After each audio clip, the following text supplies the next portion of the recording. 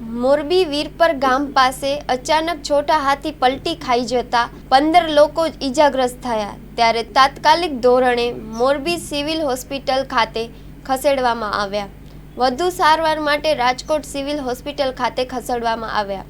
Story by Solanki Himanshu, Morbi.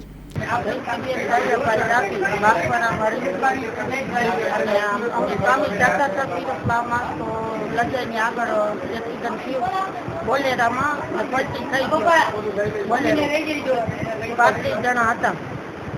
બધા થોડાક ઓછું લાગ્યું, બાકી બધાને બહુ લાગ્યું છે. એમાં 6-7 જણાને ઓછું લાગ્યું છે. કેટલા વાગે છૂટ્યું?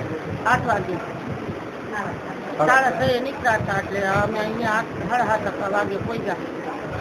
મારું નામ અમે આ છોકરીઓને આમ કેટરસનો ધંધો છે. અમે પીરસવાનું કામ કરીએ. મારા ભેગી આ છોકરીઓ 20 થી 22 છોકરીઓ ભેગી હતી. ગાડીવાળો ભાઈને અમે વજે પરથી ગાડી લીધી અને રોડ ઉપર ચડ્યા. સીધી વ્યવસ્થિત જ ગાડી હાલતી હતી.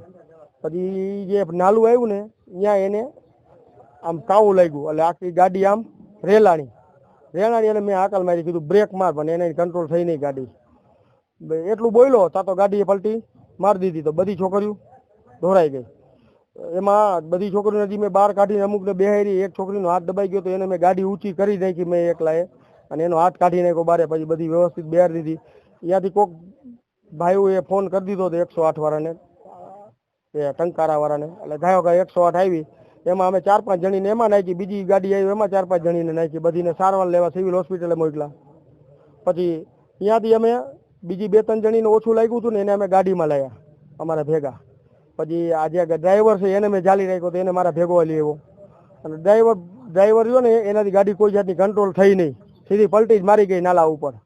છોકરીઓ બધી એક કામથી રાડું પાડવા માંડીને પડી ગયું. અને એક બીજીને 2-3 જણી કે 4 જણીને લાગ્યું, બીજી બધીને લાગ્યું છે 15 જણીઓને. તો 4 જણીને થોડુંક વધારે લાગ્યું છે. એટલે એને વધારે સારવાર માટે રાજકોટ લઈ ગયા.